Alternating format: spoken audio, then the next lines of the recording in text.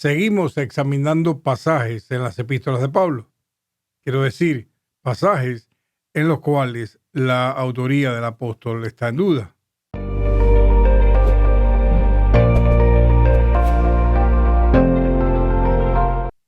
Hoy veremos a Romanos capítulo 13, verso 1 al 7, que habla sobre las autoridades terrenales. En esta ocasión les hago una invitación a que cooperen conmigo en este asunto, pues no quiero presentar esto como una verdad absoluta, sino más bien como un tema abierto al debate, a un debate serio e imparcial. Cualquier creyente medianamente informado sabe que de los 27 documentos que forman el Nuevo Testamento, solo 7 son de autor conocido. Los otros 20 son anónimos, seudónimos y, en el caso de las epístolas atribuidas a Pedro, obras de impostores. Además, conoce que esos 20 documentos fueron redactados después de la muerte de los apóstoles. Pero no todos conocen que las 7 epístolas auténticas de Pablo no están libres de la pluma no autorizada por Dios. Y eso lo podemos constatar solo si hacemos un análisis integral de ellas, que nos ayude a determinar frases, palabras o enseñanzas a que no están en línea con el pensamiento paulino, o que no están en línea con la doctrina expresada por el apóstol en todas sus epístolas de manera clara y repetida. Dicho esto, queda la pregunta: ¿es Pablo el autor de los primeros 7 versículos del capítulo 13 de la epístola a los Romanos? En mi opinión, no. Y le explico por qué. Las autoridades terrenales son corruptas y sirven principalmente a una minoría selecta, sean democracias, dictaduras o reinados. Cualquier tipo de gobierno en este mundo está al servicio de las élites y manipulan a las masas para lograr sus planes. No existe un gobierno en este mundo, ni ha existido, lo mismo eclesiástico que laico, cuyas acciones sean regidas por la ley suprema, el amor al prójimo. No existe ni ha existido.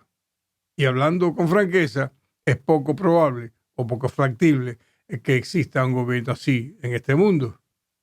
Los políticos se venden como bienhechores del pueblo, pero en realidad sirven a sus propios intereses. Hacen alianzas con los poderosos y a los no poderosos le hacen promesas. Promesas que casi nunca cumplen. Y cuando las cumplen es porque de alguna manera beneficia a sus planes o sus intereses. Supongo que la mayoría de ustedes está de acuerdo conmigo en este planteamiento. Teniendo en mente esto, me pregunto si fue el apóstol Pablo quien escribió lo que vamos a leer, o si en realidad los autores de estos 7 versículos fueron las autoridades del imperio, en complicidad con algún sector dentro de la iglesia a finales del segundo siglo, con el fin de establecer las bases para la obediencia de la iglesia al poder imperial. Sabemos que este segundo siglo fue difícil para la iglesia, probablemente el periodo de mayor persecución para ella. Pero conocemos también que los líderes de la iglesia en Roma eventualmente hicieron alianzas con los líderes del imperio, alianzas que beneficiaron a ambas partes. Al emperador romano le convenía a un cristianismo estandarizado y hecho a su medida, un cristianismo que fuera dócil al poder de Roma y que tuviera elementos de la religión pagana adaptados a la nueva fe, para que se pareciera en algo a la religión romana y así fuera más asimilable entre los paganos del imperio.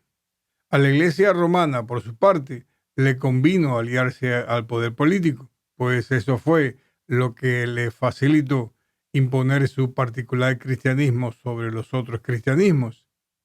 Y como ellos se elevaron a la máxima autoridad eclesiástica, estos versículos en discusión le vinieron como anillo al dedo a ambos. Si las autoridades romanas quemaban literatura religiosa producida por los cristianos, no es de extrañarse que corrompieran también a su favor aquella literatura. Leamos Romanos capítulo 13 del 1 al 7.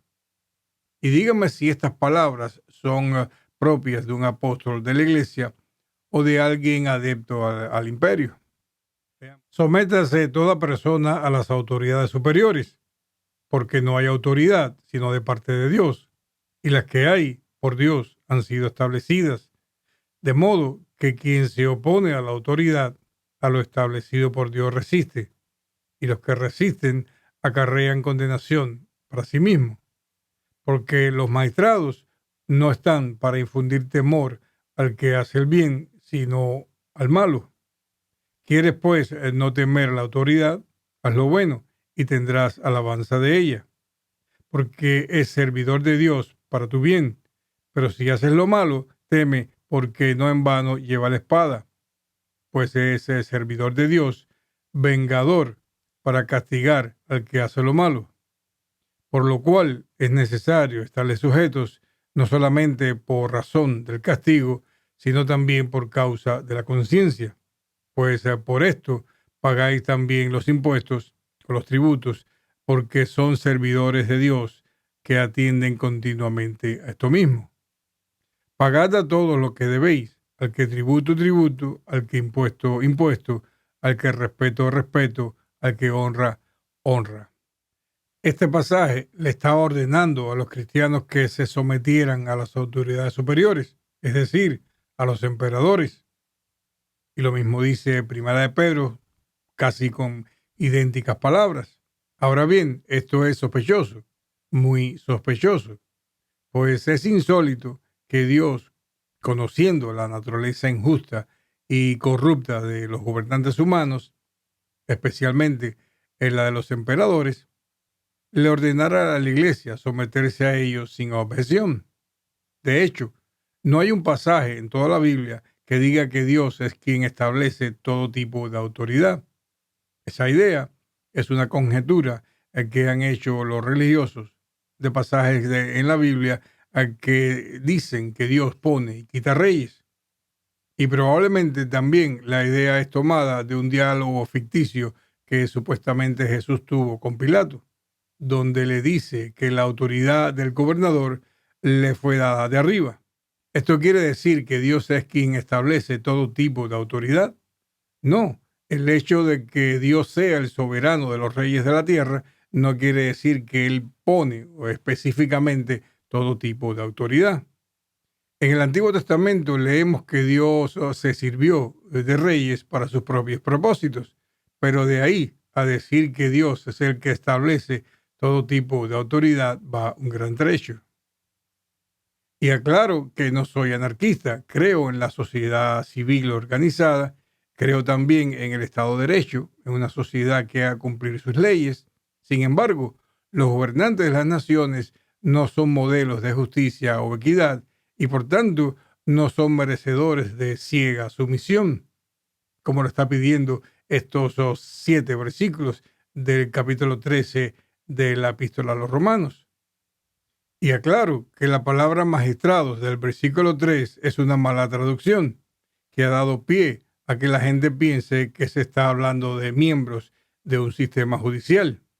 La traducción correcta es gobernantes.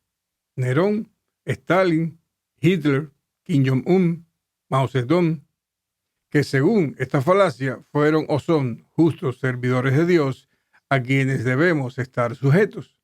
En otras palabras, quienes se oponen al dictador norcoreano se oponen a Dios. Quienes se opusieron a Hitler en Alemania se opusieron a lo que Dios estableció.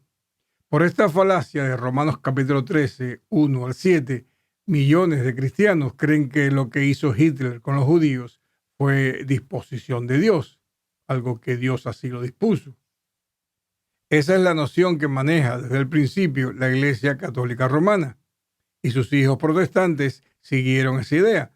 Por eso es que la mayoría de los líderes de la Reforma eran rabiosos antisemitas. Y aquí la desconfianza aumenta con la fecha en que probablemente se añadió esto. Recuerde que P46, el manuscrito más temprano que tenemos de la Epístola a los Romanos, data de finales del segundo siglo, quizás a principios del tercero. La epístola a los romanos fue escrita alrededor del año 55, es decir, hay un espacio de tiempo de más de 200 años entre el autógrafo de Pablo y este manuscrito. Sí, llovió mucha tinta en esos años. ¿Cuántas copias de la epístola a los romanos se hicieron en esos 200 años? El método más usado para borrar información era quemar manuscritos. Así se eliminaba la evidencia tangible de que un documento fue alterado. ¿A usted no le parece raro que no se haya encontrado un manuscrito de finales del primer siglo o principios del segundo, con tantos que se hicieron en esos años? Con la excepción de 4 diminutos fragmentos de papiro, conocidos como P98, P52, P104 y P90, que en realidad aportan muy poco a la crítica textual, pues no contienen gran información. Con la excepción de estos, todos los manuscritos que tenemos del Nuevo Testamento fueron creados a partir del tercer siglo. De la escritura hebrea tenemos cientos de manuscritos que datan desde el primer siglo hasta varios siglos antes de Cristo. Pero misteriosamente, los manuscritos que tenemos del Nuevo Testamento son los producidos estando ya la Iglesia romana en contubernio con los emperadores y en control absoluto de todo lo que se publicaba en la Iglesia. Sí, este libro que usted venera fue editado en Roma. Les recuerdo también que para este tiempo ya no existía la República. La República Romana terminó en el año 27 a.C., con el establecimiento del Imperio Romano. Para el tiempo de Pablo, los senadores eran marionetas de los emperadores. Es decir, la sumisión que están pidiendo estos versículos no es a las leyes de la República, no es a los magistrados de la República, lo cual sería plausible, sino a las autoridades superiores, a los gobernantes, a los dioses romanos. Las autoridades superiores en Roma para ese tiempo eran emperadores que tenían estatus de dioses. Hasta culto se le rendía a esas autoridades superiores. Sin dudas, es una píldora difícil de tragar que Pablo le pida a la iglesia sumisión a Nerón, o le llame justo a este emperador. Así que debemos tener cuidado con lo que leemos y cómo lo aplicamos. Nada debe estar exento de nuestro escrutinio. No debemos seguir dormidos en los laureles de los dogmas tradicionales que no tienen base categórica en lo que enseñó el apóstol Pablo, el apóstol de Cristo a las naciones. Lo que nos libra de las mentiras y las artimañas de los carteles políticos y religiosos es el conocimiento que trae la investigación exhaustiva de las cosas que nos interesan. Nosotros no tenemos los autógrafos de las epístolas de Pablo. Por esto es nuestro deber hacer un examen crítico de ellas con el fin de verificar si su contenido es en realidad obra genuina del apóstol. Pablo era un ministro de Cristo, no un promotor de la obediencia a los dioses romanos. Todo esto lo dejo a su sana reflexión. No permita que el temor a salirse de los dogmas tradicionales les bloquee la mente e impida que lleguen a la verdad de las cosas mediante el análisis honesto y objetivo. Que la gracia y la paz del Dios y Padre de nuestro Señor Jesucristo esté con usted. Bendiciones.